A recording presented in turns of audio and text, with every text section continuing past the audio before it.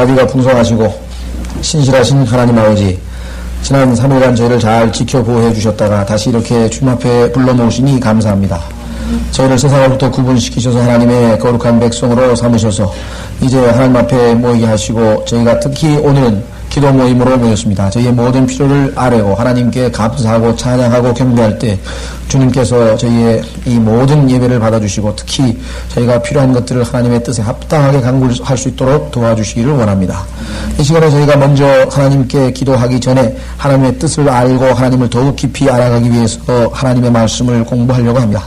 주님께서 약속대로 진리 가운데로 인도해 주시고 참으로 저희가 주님을 더욱 사랑하는 계기가 되게 해주십시오. 저희가 지식을 쌓는 것이 목적이 아니고 주를 아는 지식에서 자라가라고 하신 것처럼 하나님의 말씀을 통해서 주님을 더욱 알게 되고 주님을 더욱 사랑하게 되고 주님을 더욱 기쁘시게 하고자 하고 주님께 더욱 밀착하는 것이 저희의 간절한 소망입니다. 주님께서 오늘 이 시간에 특별히 약속하신 진리의 영으로 인도해 주셔서 주님께서 영광 얻으시고 저에게 큰 축복으로 허락해 주시기를 간절히 바라옵고 원합니다. 무엇보다도 저희가 간절히 바라옵고 원하는 것은 이 기도회가 부흥되고 주님 많은 형제자매들이 와서 아버지 하나님 참으로 또 3일간 세상에서 어렵고 힘든 것들을 다 주님 앞에 내려놓고 새 힘을 얻고 주님과 다시 교제를 회복하고 아버지 하나님이 복된 시간이 되기를 원하옵고 또 교회의 모든 필요를 아뢰기를 원합니다. 그러나 여러 가지 사정으로 인해 참석치 못하는 여러 형제들이 있습니다. 있는 처소에서 위로해 주시고 붙들어 주시고 지켜주시고 아버지 하나님 무엇보다도 처지가 되는데 참석치 못한 형제들이 있다면 주님 그들의 마음이 함께 모이는 형제자매들과 함께 할 수 있도록 도와주시만을 간절히 바라옵고 원합니다. 오늘 주님께서 또 두 형제를 새로 참으로 방문케 하셨는데 주님께서 함께 동일한 그리스도의 안에 지체로서의 은혜를 얻게 하시고 주님을 드높일 수 있도록 인도해 주십시오. 네. 이 시간을 주님 손에 의탁드립니다. 우리 주 예수 그리스도 이름으로 기도했습니다. 아멘. 저기 독단소방교회 우리 이현덕 형제님 방문해 주셨습니다. 저 뒤에 계시고요. 반갑습니다. 저분은 개인적으로 교제를 많이 한 형제이기 때문에 아마 잘 아실 텐데 모르시는 형제님도 계실 것 같고, 또 우리 이혜택 형제님이 아마 그 군대에서 특박을 나오셔가지고 오늘 교회에 참석해 주셨고 반갑습니다. 또 이슬이 형제님, 진짜 반가우신. 우리 그동안에, 저하고도 아주 과거에 교제도 잘하고 가깝게 지냈었는데, 참, 오늘 얼굴 보니까 너무나 더 젊어진 것 같고, 그때도 걱정했던 게 빨리 안정되게 뭔가 소속이 있어서 일을 해야 되는데, 그때 인쇄대학에 들어가는 것만 보고 왔는데, 지금 이제, 졸업하고, 경향신문사에서 일을 하는, 아주, 너무나 반갑습니다. 그동안에 아마 이제 이렇게 최대원 형제도 좀 만나고 이렇게 교제 좀 하시고 또 저희 교회 관심이 있으셔서 이렇게 좀 서로 왔다 갔다 하게 자유롭게 하면 참 좋겠는데요. 교제를 원치 않으면 어쩔 수 없는 거죠. 근데 우리는 언제든지 형제들에게는 하나님께서 받으신 자를 누가 안 받겠습니까? 성경에 다 받아야죠. 우리는 그런 거에 하지 않으니까 너무 반갑습니다. 그리고 우리 박경재님도 오랜만에 얼굴 뵈니까 반갑습니다. 예, 박영민 형제님 나오셨습니다. 예, 그래서 이 시간에, 그리고 광고 말씀이 한 두 개 있는데요. 하나는 월요일날 비디오 스쿨이, 비디오를 원래는 4개만 해서 8시간 한다고 생각했는데, 그 형제들이 욕심이 나는가, 한번 보더니 수요일도 더 하자 그래가지고 지금 수요일날 3시부터 5시까지 오늘도 제가 했습니다. 그래서, 2번씩 지금 했고, 또 자기가 여러 번 보고 싶다 그래서 교회 키를 아예 줬어요. 주중에 시간 날 때 아무데나 와서 여기 다 아니까, 데니스나 타사와를 잘 아니까, 그래서, 커피 마시는 것도 다 알고 그러니까, 다 가르쳐 주고, 필요한 사람들 와서, 가기 전에 아마 12월 말이나 1월 달에 가는데, 여러 번 좀 듣고, 가서 좀 정리가 돼야 가르치지 않겠습니까? 그러니까 시간이 아마 좀 모자른가 봐요. 그래서 아마, 낮에 비는 시간에 늘 와서 들을 수 있게 그렇게 배려를 했습니다. 그리고 공식 학교는, 저한테 질문하고 이런 게 있을지 모르니까, 저희가 월요일날 3시부터 5시까지 하고, 수요일날 월요일날 2시부터 5시까지인데, 4시까지 하고, 1시간은 질문이 있으면 하고, 아니면 짧게 끝날 수도 있고, 실제로는 2시부터 4시까지, 수요일날은 3시부터 5시까지, 이렇게 2번에 걸쳐서 2달간, 12월 말까지 일단 비디오 스쿨을 하는 것을 아시고요. 예. 강의는 영어로 되어 있기 때문에 좀, 주변에 혹시 관심 있는 분들이 있으시면 와서 들을 수 있도록 그렇게 좀 배려하시면 되겠습니다. 아까 게일 립딩거의 뉴에지 바이블 버전에서 인터뷰를 듣는데 너무나 아주 답변도 조리 있게 명쾌하고 잘하고 아주 정말 크게 도움이 되겠더라고요. 자, 그리고 반가운 소식, 윤성모 선생님이 월요일 날인가요? 월요일 날 이지선 자매가 아침 6시에 아들을 낳았습니다. 그래서 아마 월요일 날이죠. 월요일 날 아침에 전화 받은 것 같은데 맞아요? 네, 월요일 날 새벽 2시에 119 구급도로 가서 6시니까 뭐 4시간밖에 진통을 안 했으니까 굉장히 빨리 건강하게 낳은 셈인 것 같습니다. 아들을 낳아서 소식을 알려드리고요. 또 혹시 제가 빠뜨린 것 없죠? 예, 그러면 오늘 이 시간에 성경 공부를 하겠습니다.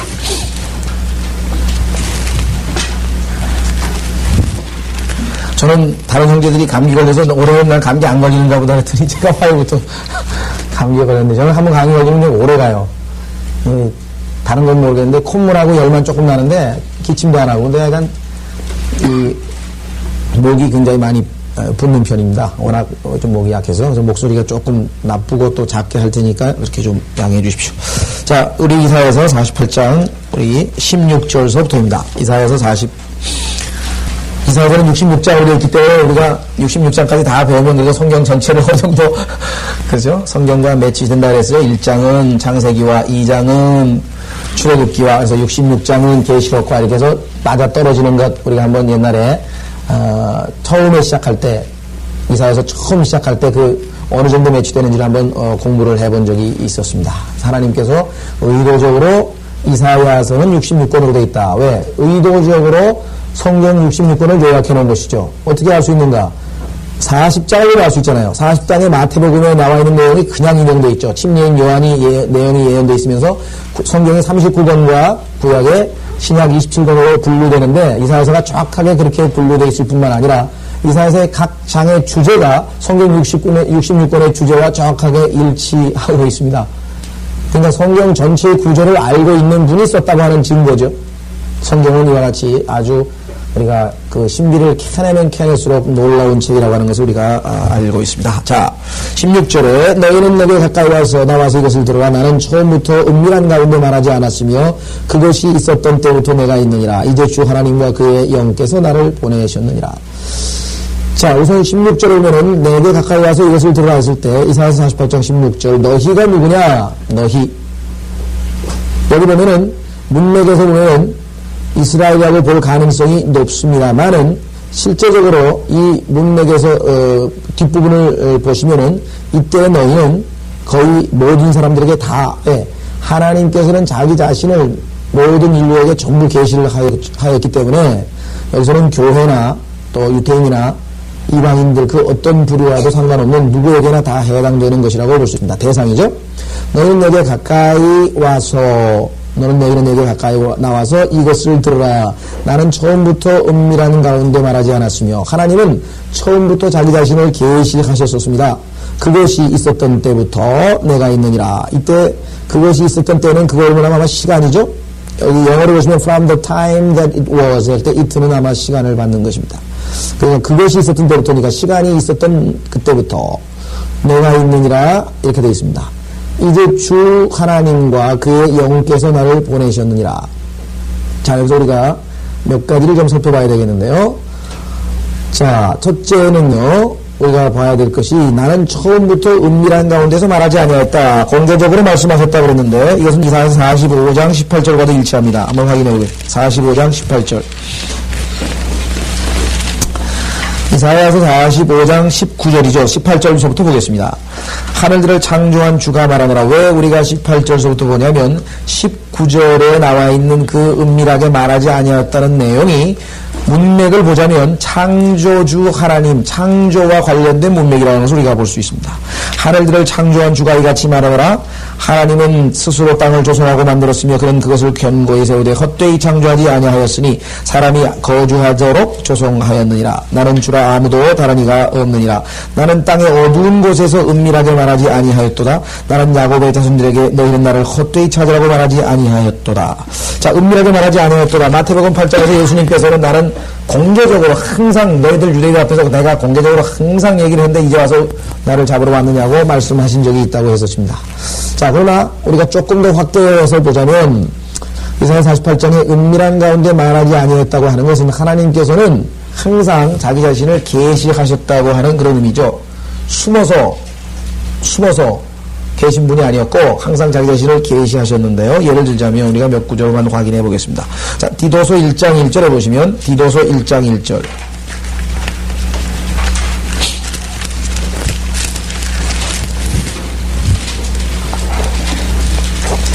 디도서 1장 1절서부터 3절을 보겠습니다.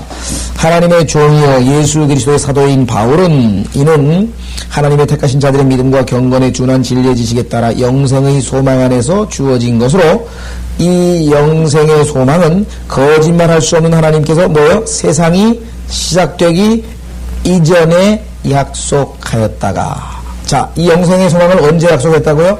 세상이 시작되기 이전에, 세상이 시작되기도 전에, 즉 하늘과 땅이 창조되기도 전에 하나님께서 영생의 소망을 누구에게 약속을 하셨냐? 이건 우리가 디도서 공부할 때 했었습니다. 대상은 예수 그리스도에게 약속하신 거죠. 예수 그리스도에게 약속했는데, 자, 그러면 창조되기 이전, 천지 창조 이전에 하나님께서 벌써 뭐예요? 자기 자신을 알리셨죠?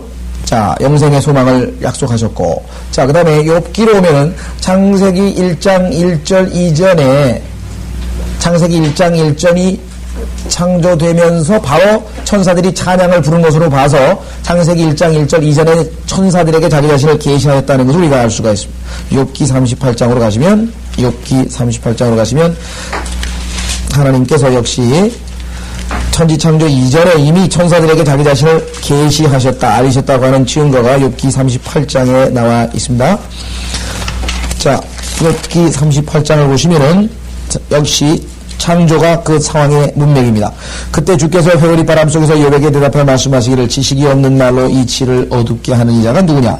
너는 이제 남자답게 내 허리를 동이라. 내가 너에게 요구할 것이니 너는 내게 대답하라. 내가 이 세상의 기초들을 놓을 때 창조 문맥이죠. 아까 이사야서 45장도 창조 문맥. 창조 시에 하나님이 자기 자신을 계시하셨습니다. 내가 어디 있었느냐? 내게 명철이 있다면 분명히 밝히라. 누가 그 치수에 첫 수를 지었는지 네가 아느냐? 누가 그 위에 청량줄을 띄웠느냐? 그 기초들은 무엇을 위에다 고정시켰으며 모퉁이 돌은 누가 놓았느냐? 언제 새벽별들이 함께 노래했으며 하나님의 아들들이 모두 기뻐서 소리쳤느냐? 창세기 1장 1절 이전에 이미 천사들을 하나님께서 창조해줬다는 것을 확인해 볼 수 있는 구절이죠. 왜? 창세기 1장 1절에 아름다운 천지가 창조되는 순간에 하나님께 찬양을 올렸던 천사들이 있다는 것을 우리가 확인해 볼 수가 있습니다. 그 후에 여러분 아시다시피 하나님께서 천지 창조를 하셨어요. 그러면 창세기 1장 1절에 천지 창조를 하신 그 이후에는 하나님이 어디에다 자기 자신을 계시하셨는가? 여러분도 아시다시피 피조물에다가 하나님이 만드신 그 창조 세계에 하나님 자신을 계시하셨죠? 네, 로마서 1장 20절에 나와 있습니다. 로마서 1장 20절로 가시면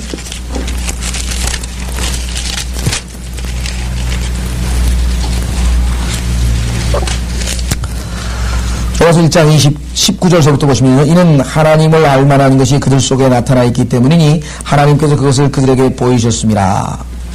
세상의 창조 때부터 그분에 속한 보이지 않는 것들이 분명히 보여졌고 심지어는 그분의 영원한 능력과 신격까지도 만들어진 것들에 의해 알려졌으므로 그들이 변명하지 못하느니라. 하나님 자신을 알리셨습니다. 계시하셨습니다. 그러지 아니하면 인간은 결코 하나님을 알 수가 없어요. 일부 오해하고 있는 분들 중에서는 성경은 인간이 하나님을 찾아가는 과정을 보여주는 책이다. 이상하게 정의를 내렸는데 그 성경을 몰라도 너무 모르는 것입니다. 왜? 성경에서 인간이 하나님을 찾았다는 기록이 없습니다. 여러분 잘 아시다시피 로마서 3장에서 뭐예요? 찾는 이가 없다 그랬잖아요. 한 사람도 없다 그랬죠? 로마서 3장 11절. 깨닫는 자도 없고 하나님을 찾는 자도 없도다. 그러니까 성경이 인간이 하나님을 찾아가는 과정이라고 정의를 내린 사람은 성경을 정말로 모르는 사람이에요. 왜? 하나님이 인간을 찾아오셨지 인간이 하나님을 찾는 법은 없습니다. 오히려 하나님이 인간을 찾아오시니까 숨어버렸죠. 아담아 내가 어디 있느냐 숨어버렸죠. 예수 그리스도께서 이 땅에 죄인들을 찾아오셨다 그랬지 언제 이 죄인이 인간을 찾았습니까? 하나님을 찾았습니까? 자, 그래서 하나님께서는 자기 자신을 이렇게 여러 가지 방식으로 계시하셨습니다. 나중에 로마서 1장에 보면은 아시다시피 뭐예요? 자기의 뭐에다 계시하셨어요? 인간의 양심은 뭐예요? 기록되어진 율법이 사람의 양심의 기록이 되어 있습니다. 그래서 아비멜렉도 뭐예요? 간음과 살인과 이와 같은 것이 죄라고 하는 것을 금방 알고 있었죠. 십계명의 내용을 다 알고 있었습니다. 아브라함의 누이라고 속여서 자기의 그 선지자의 아내를 취할 뻔했던 죄에 대해서 나는 순전한 마음으로 했다고 하면서 자기는 그 여자를 음행할 전혀 그런 게 없었다고 이렇게 변명하는 것을 우리가 볼 수가 있죠. 뿐만 아니라 하나님께서는 꿈으로 환상으로 자기 자신을 계시하기도 했습니다. 급하면 꿈으로도 나타나고 요셉에게 환상으로도 나타나시고 아브라함에게는 환상으로 나타나셨죠. 또 하나님께서 자기 자신을 계시하시는 방법은 돌판에다가 하나님의 글을 손가락으로 써가지고 사람들에게 자기 자신을 계시하시기도 하시고, 그렇죠?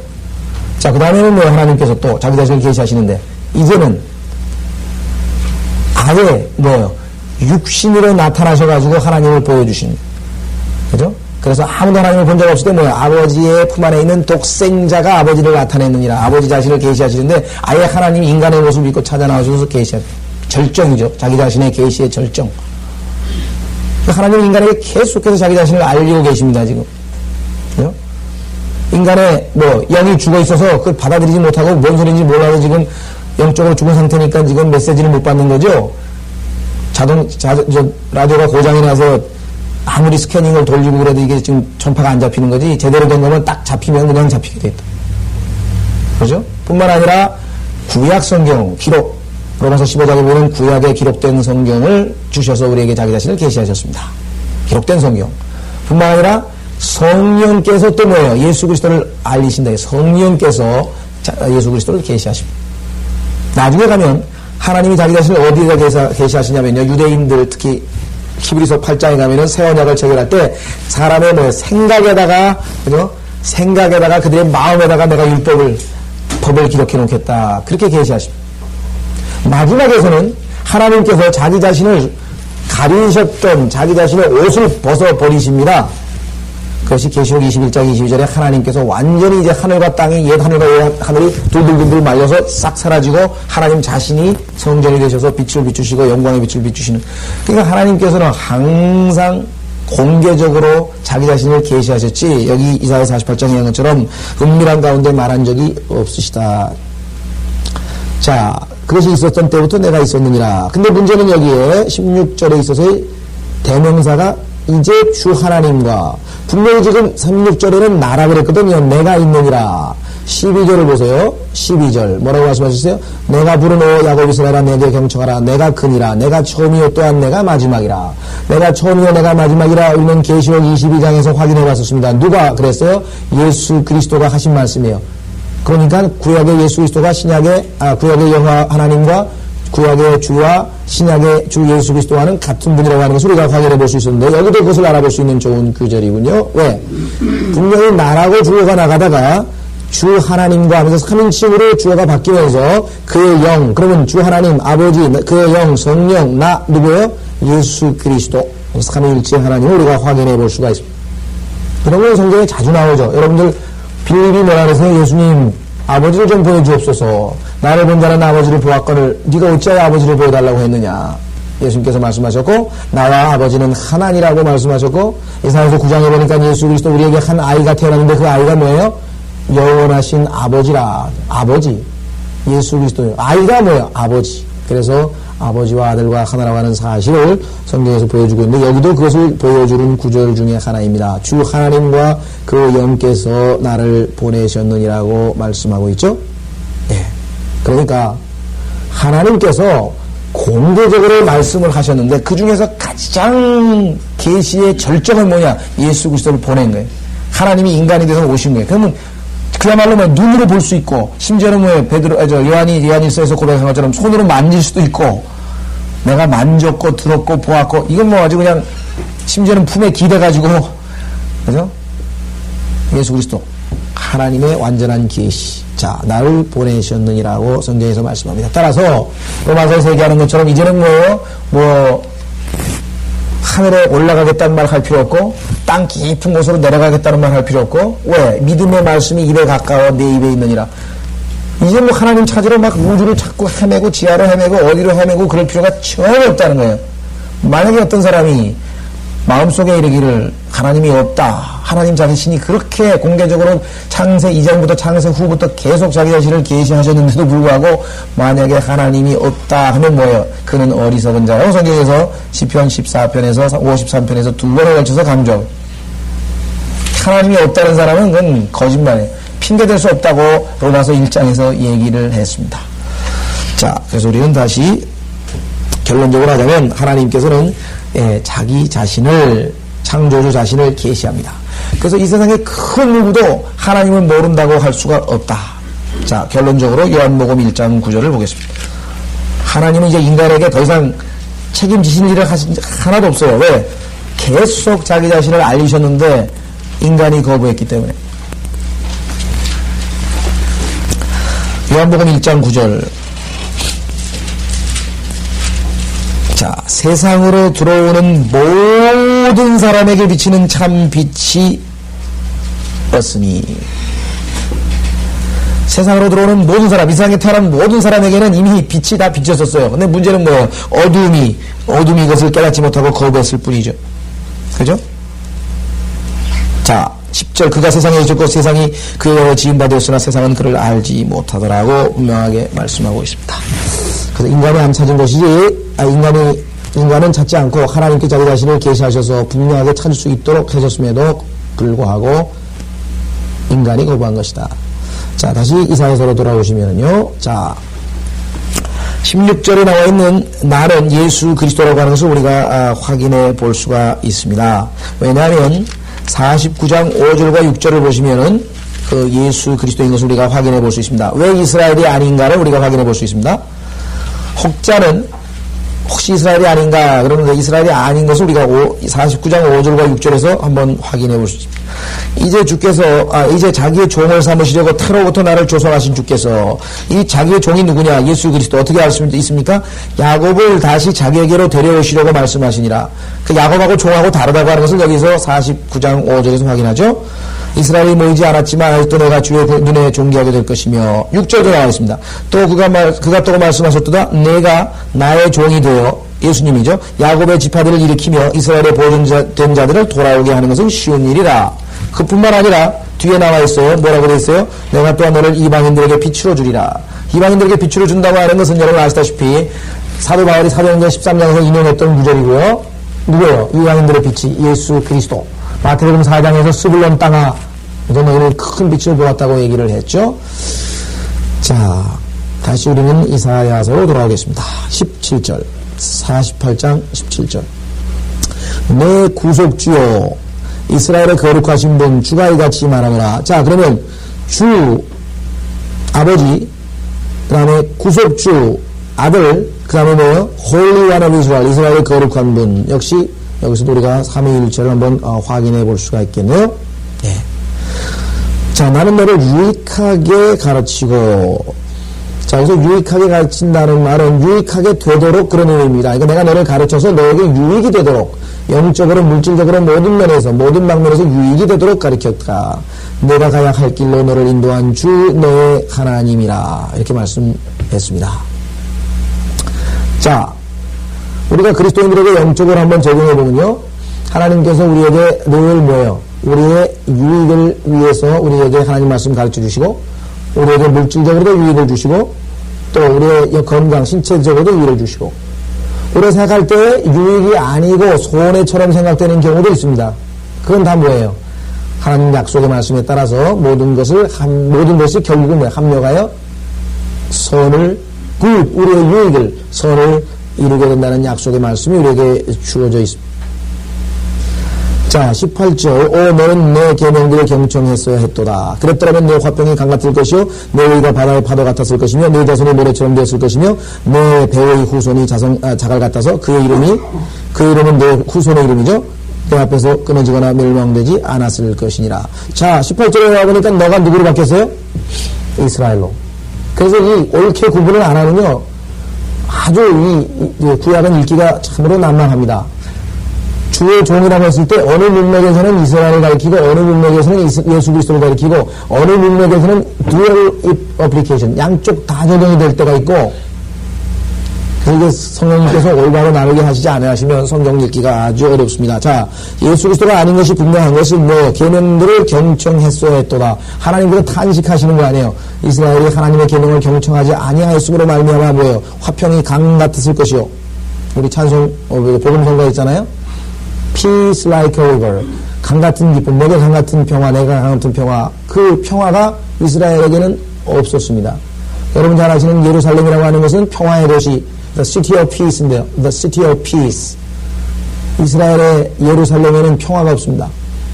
이름은 평화의 성읍인데 예수 그리스도께서 오셔서 그 예루살렘의 평화가 이룩될 때 온 지구상에 평화가 임하는 그날이 되는 것입니다. 따라서 여기는 문맥이 이스라엘이 예수 그리스도가 아니라고 하는 것을 알 수가 있습니다. 내 계명들을 경청했었어야 뭐 하나님께서 출애굽기에서 주셨던 그 계명들 여러분 잘 아시는 것처럼 약 600여 개가 되죠. 10계명 10개를 포함해서 위생법, 제사 지내는 법, 하나님께서 자세하게 가르쳤던 그런 법들이 있었습니다. 그래서 여기 뭐라고 되어 있습니까? 내 계명들을 경청했어야 했도다. 하나님의 탄식. 그런데 뭐예요? 직접적으로 대고합니다. 이런 면에서 봤을 때 구약 성경은 우리에게 훨씬 더 주님의 인격과 주님의 성품에 대해서 직접적인 계시를 줍니다. 신약 성경은 교리적으로 설명을 하잖아요.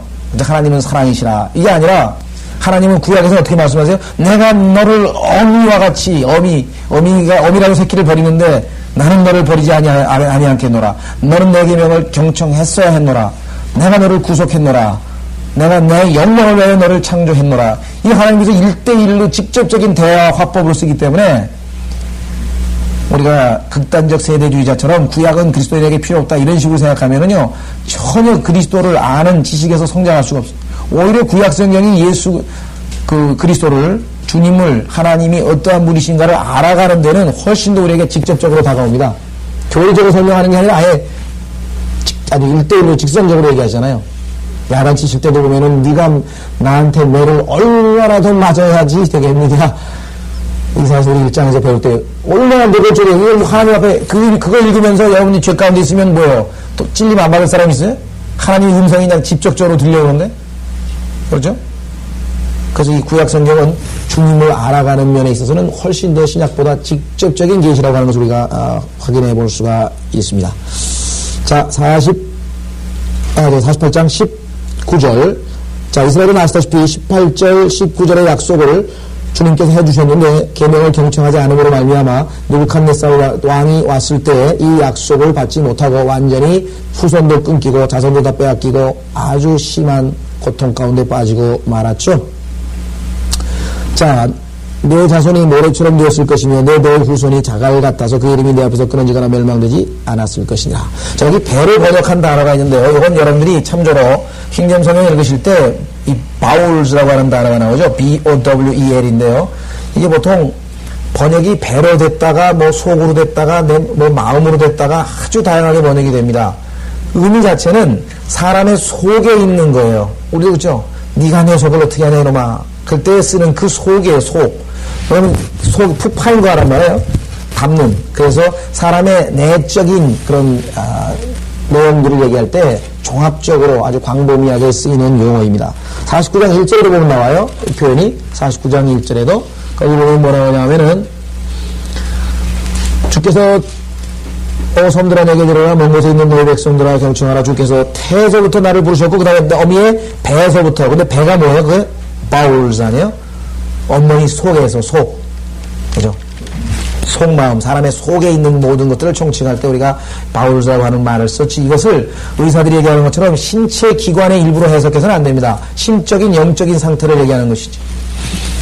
자, 다시 우리는 20절로 오겠습니다. 20절. 자, 패러그래프가 바뀌었네요. 자, 20절에는 대상이 바벨론으로 바뀌었습니다. 바벨론. 우리는 46장에서 바벨론에 대해서 하나님께서 말씀하셨고 이사야서 47장에서 다시 바벨론에 대해서 말씀하셨고 48장에 와서 야곱의 집으로 대상이 바뀌었다가 다시 48장 20절에 바벨론으로 이름이 바뀌었습니다. 대상이 너희는 바벨론에서 나오고 바벨론에 대한 언급이 나오네요. 노래하는 음성으로 선포하며 물론 너희는 이스라엘입니다.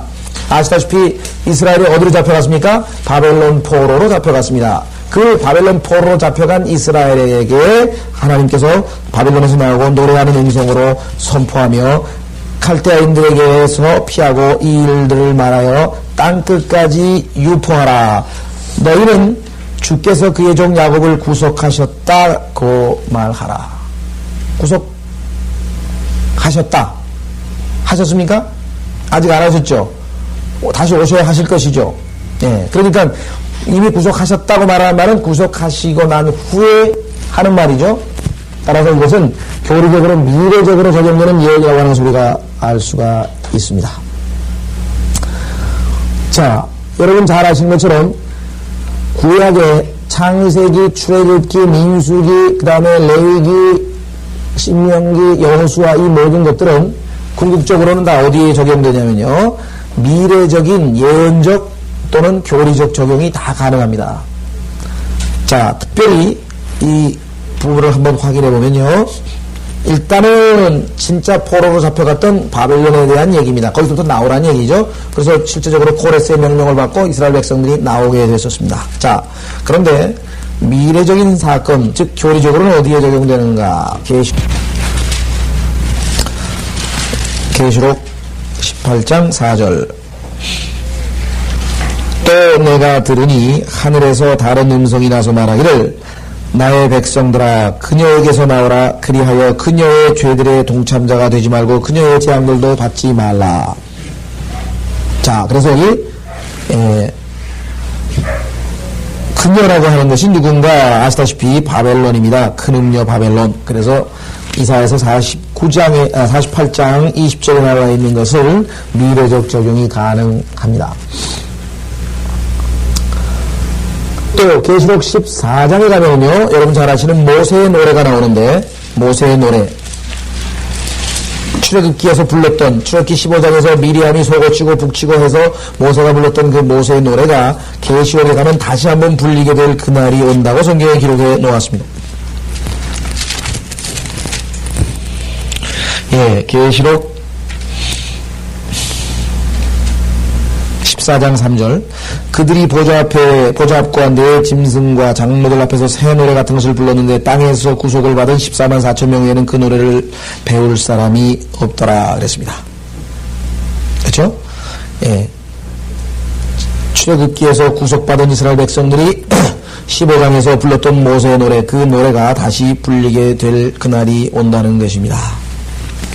자, 21절, 이사야서 48장 21절. 그가 사막들을 통과하여 그들을 인도할 때 그들이 목마르지 아니하였으며 그가 그들을 위하여 반석에서 물이 흘러나오게 하였으며 반석을 쪼개 물이 솟아나게 하였느니라. 주가 말하노니 악인에게는 화평이 없느니라.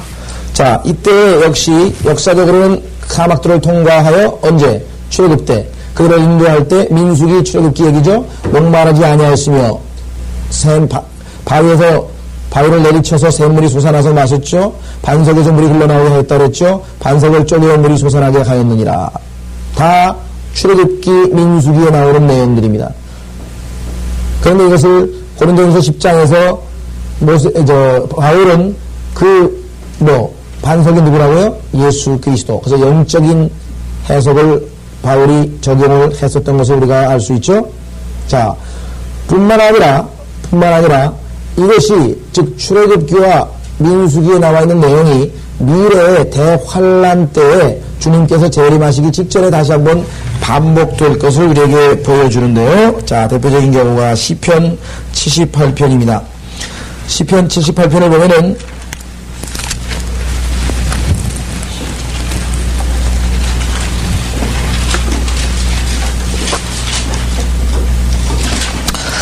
시편 78편 보시면은요, 2절, 내가 입을 열어 한 비유로 난해한 옛말들을 말하리니. 자, 그랬습니다.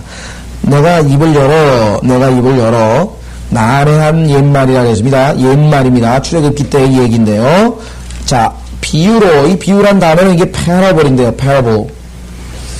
패러블이라고 하는 이 표현은 뭐뭐처럼 뭐뭐와 같이. 자, 실제적으로 한번 우리가 확인해 보면요. 그러니까 이때 옛날 출애굽기에 있었던 그 사건이 나중에 미래적으로 적용되는 내용인데요. 우선 어디 보십시다. 3절. 그것을 우리가 들었고 알았으면 우리 조상들이 우리에게 말하였던 것이라. 말하였던 것이죠? 그런데 우리가 그것들을 그들의 자손에게 숨기지 아니하고 오는 세대에게 주를 찬양함과 그의 능력과 그가 행하신 경이로운 일들을 전하리로다. 오는 세대라 했어요. 근데 그 어떤 모든 세대냐? 6절을 보십시오. 이는 오는 세대고 태어날 자손들에게 그것들을 알게 하려 하심이라. 그들은 일어나 그들의 자손들에게 그것들을 선포해야 하리니. 자, 그런데 문제는 여기서 태어날 자손들이 누구냐? 이 자손들은 십자가 이후의 시대의 사람들입니다. 어떻게 할 수 있는가? 시편 22편으로 가보세요. 시편 22편에 동일한 표현이 나옵니다. 시편 22편. 유명한 시편이죠? 뭐로 유명합니까? 십자가. 예수 그리스도께서 십자가에 달리셨을 때 시편 22편의 1절.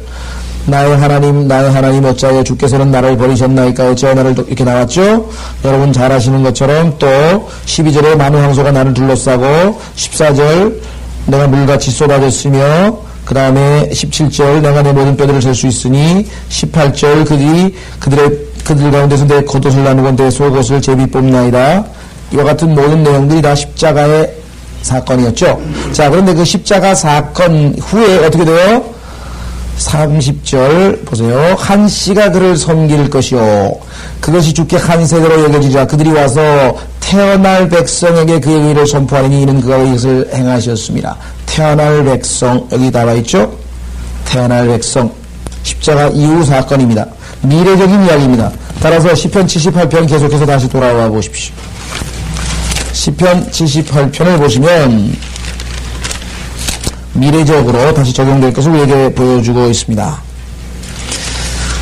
그래서 이 출애굽기 당시에 있었던 일들을 쭉 기록해 나왔는데 이 모든 것들이 재림 때에 반복될 것을 우리에게 보여주고 있습니다. 예를 들면 78편의 65절 보세요. 88편의 65절. 시편 78편의 65절. 그때 주께서 잠에선 깬 자같이 포도주로 인하여 외치는 용사같이 깨셨으니. 자, 나중에 이 잠에서 깬 자같이 포도주로 인하여 외치는 용사같이 깨셨다고 했을 때 이 표현은 예수 그리스도의 재림 때의 모습입니다. 그렇죠? 예수 그리스도의 재림 때의 모습입니다. 또 24절을 보십시오. 78편의 24절. 만나를 먹이는 장면이 나오는데요. 그들에게 만나를 비같이 내려 먹이시고 하늘의 곡식을 그들에게 주셨느니라. 과거적 사건이지만 자 미카서로 가면은 미카서 7장으로 가면은 동일한 사건이 기록되어 있는데 미래에 일어날 사건으로 기록되어 있습니다. 미래에 일어날 사건. 미카서 7장으로 가보십시오. 14절. 미카서 7장 14절.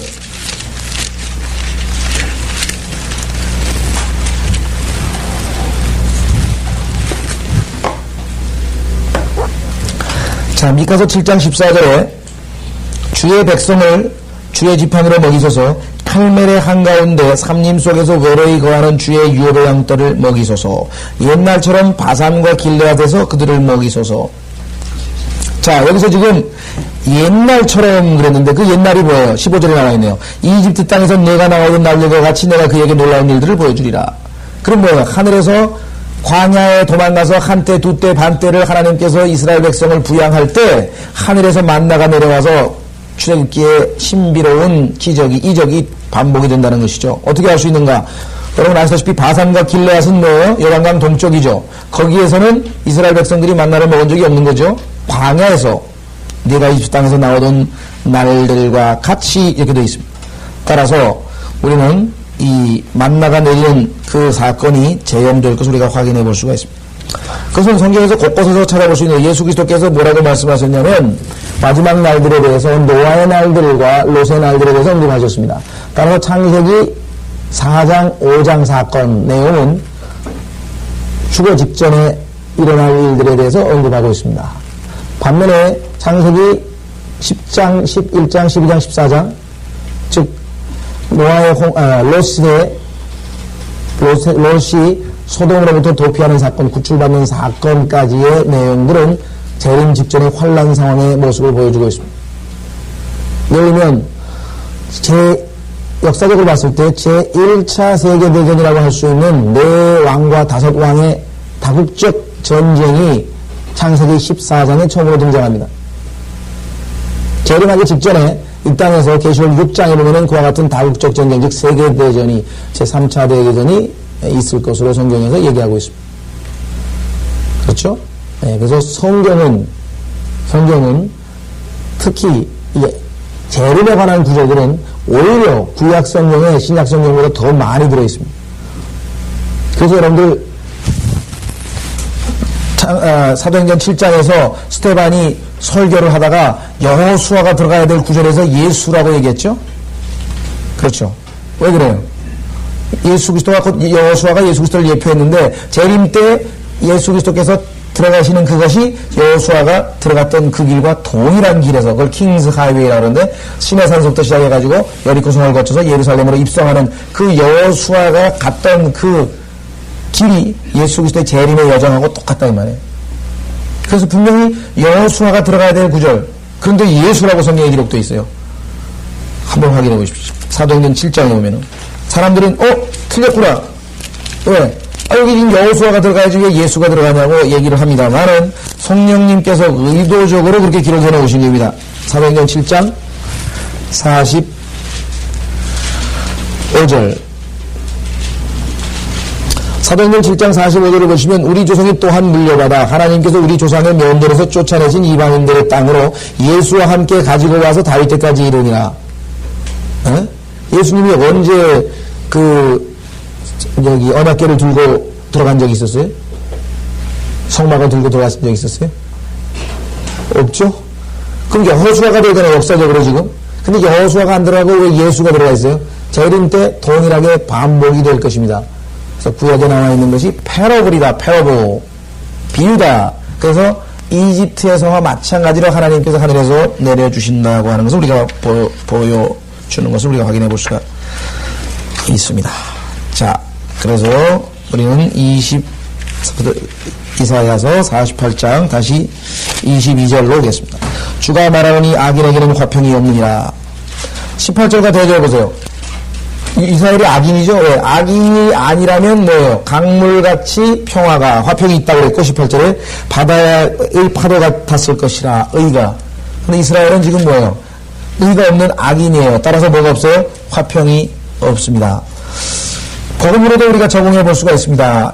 로마서 14장 17절에 하나님의 나라는 뭐라고 했습니까? 성령 안에서 의와 화평과 희락이라. 또 순서가 아주 중요한 겁니다. 왜? 의가 없으면 사람은 화평할 수가 없죠. 평안할 수가 없습니다.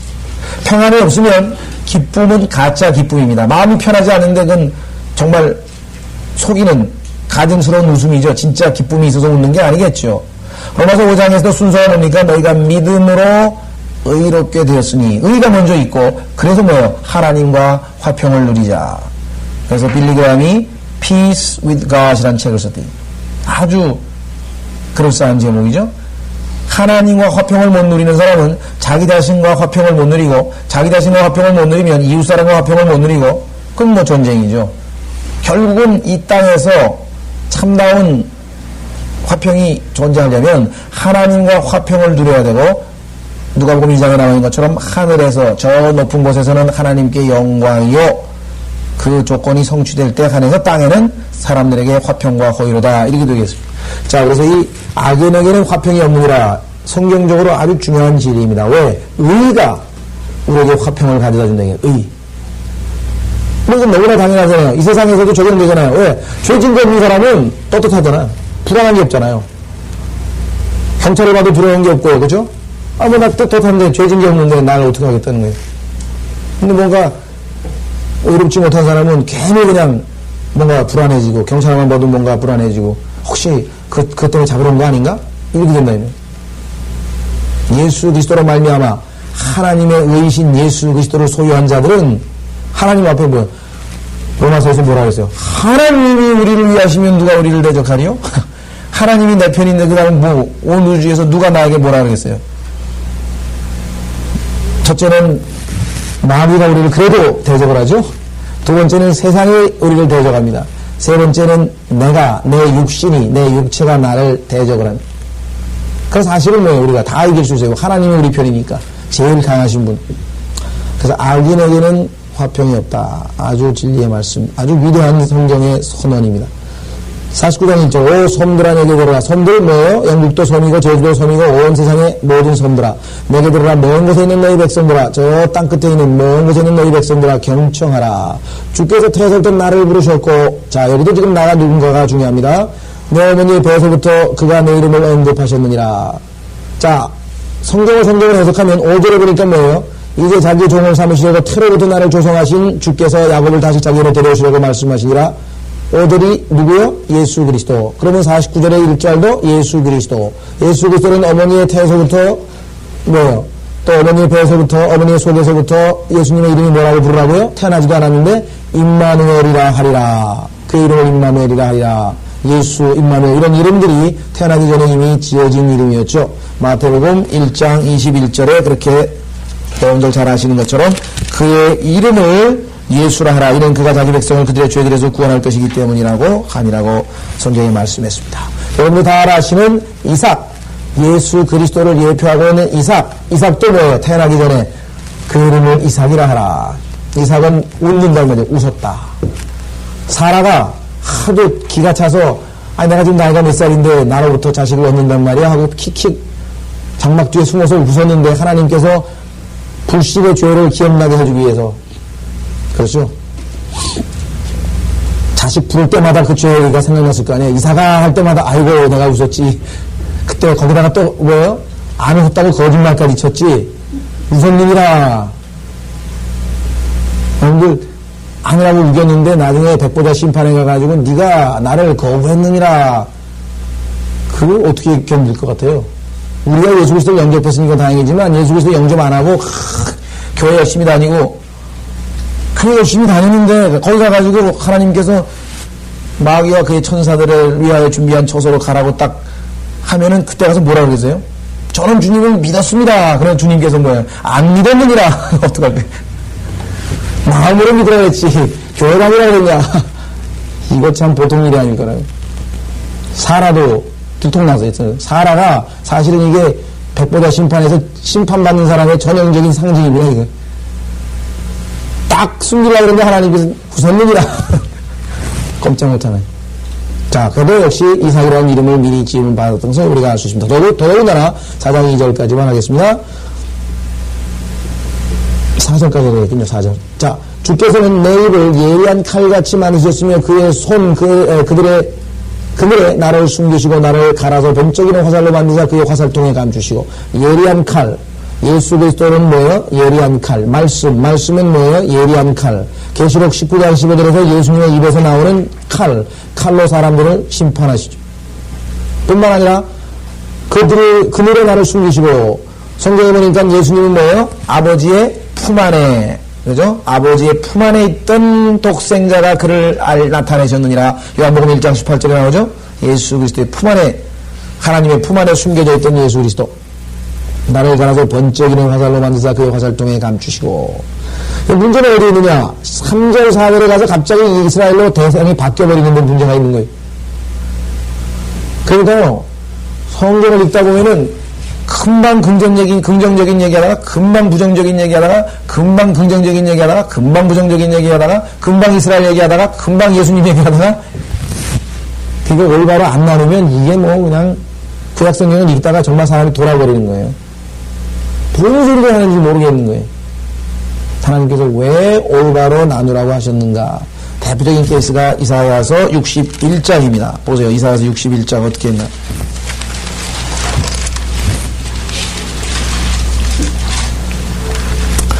자, 이사야서 61장 보시면은요, 유명한 구절입니다. 주 하나님의 영이 내게 임하셨으니, 자, 이는 주께서 내게 기름을 부으사 온유한 자에게 기쁜 소식들을 전파하게 하셨으며, 계속 초림입니다. 초림. 그가 나를 보내시어 마음이 상한 자들을 싸매고, 초림. 포로된 자들에게 자유를, 초림. 갇힌 자에게 감옥이 열림을 선포하며, 초림. 주의 기뻐하시는 해를 선포하고, 초림. 그래서 예수님께서 나사렛 회당에서 회당장이 주는 이사야서를 받아 들어가지고 두루마리를 딱 펴더니 여기까지만 딱 읽고 그 다음에 딱 앉으셨어요. 그러니까 사람들이 쫙 멋진 말을 읽었구나. 쫙 쳐다본단 말이에요. 그때 예수님께서 오늘 읽은 이 말이 너에게 임하였느니라. 왜? 내가 바로 그거를 이루러 온 자야. 문제는 어디 있느냐? 콤마 하나 다음에 뭐라고 나와요? 우리 하나님의 복수의 말을 선포하며. 복수의 말, 재림이 그 말을 느닷없이 튀어나온 거예요. 왜? 가로 안에 들어가 있는 교회 시대에는 선지자들은 있는지조차도 몰라요. 뭐 있는지조차도 몰라요. 이스라엘 백성들이 예수 그리스도를 거부했기 때문에 이게 지금 삽입구로 들어간 것 뿐이지 원래는 초림과 재림은 맞닥뜨려 있는 겁니다. 그냥 연속적으로 있는 것이었어요. 근데 예수님은 뭐예요? 전지전능하신 하나님이시니까 교회 시대 2000년이 있을 줄 알고 초림까지만 인용을 하고 뒷부분은 인용을 안 한 거죠. 그래서 선지자들은 모르니까. 그래서 에브라임서에 보니까 그들은 몰랐다고 했잖아요. 뭐에 대한 얘기인지는 몰랐다고 그랬죠. 자, 그래서 예수님께서는 여기까지만 딱 인용하셨습니다. 자, 창세기 한 구절만 더 쳐다보죠. 창세기 49장에도 동일한 장면이 나옵니다. 창세기 49장.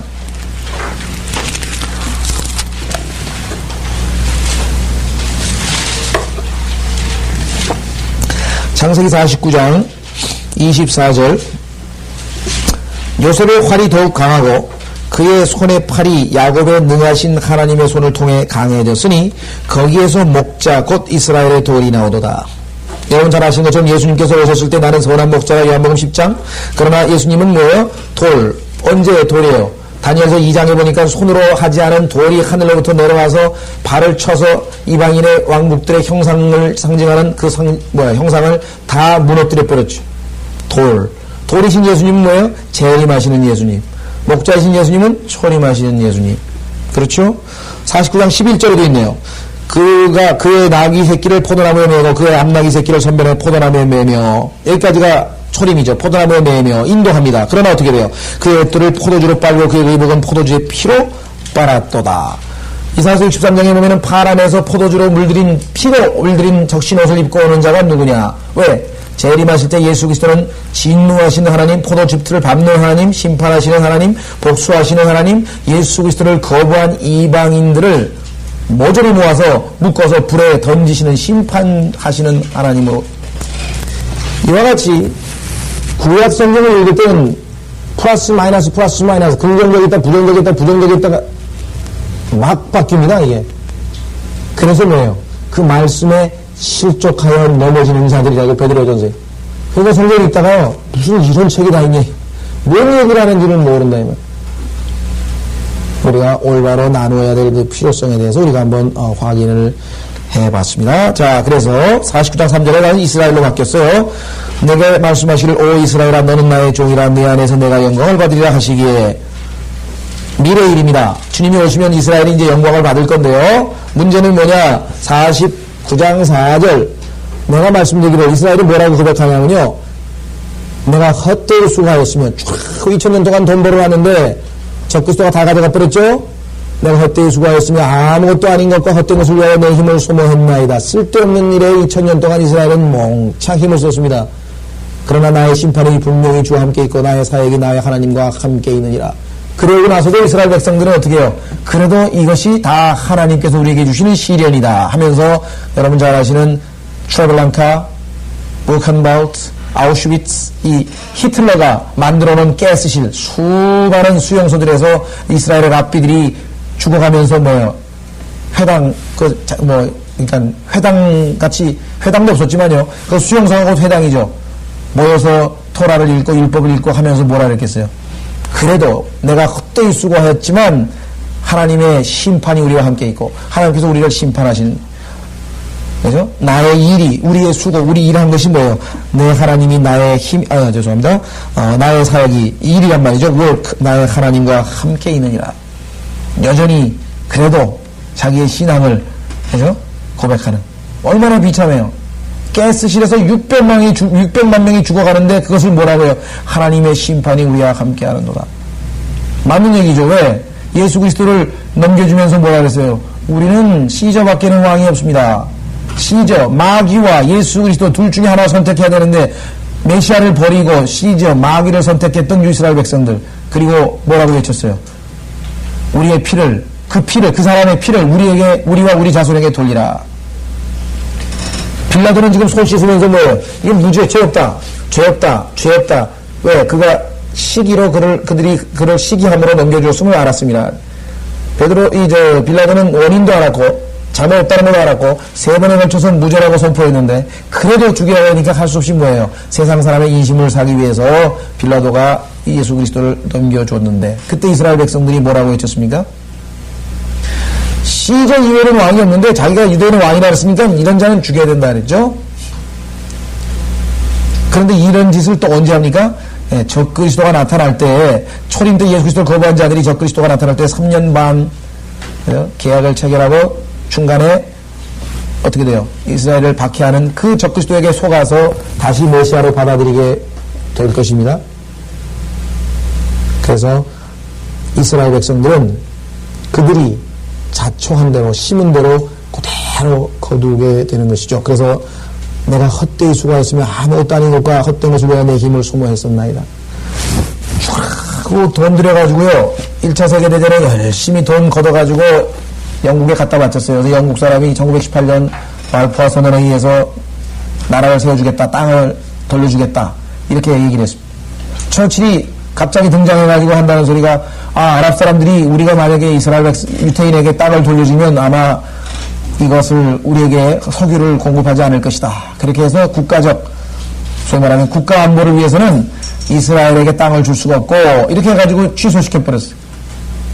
하나님께서 이스라엘 백성들이 영국의 반대로 돌아가지 못하니까 다시 이번에는 히틀러를 동원해가지고 다시 한번 본토로 돌아가게끔 환경을 조성하셨습니다. 갈 데가 없는 거예요. 그래서 결국은 이스라엘이 자기 나라로 돌아가게 되는 계기가 되었죠. 그때 그 600만 명의 사람들이 죽을 때 어떻게 했겠어요? 여전히 하나님께서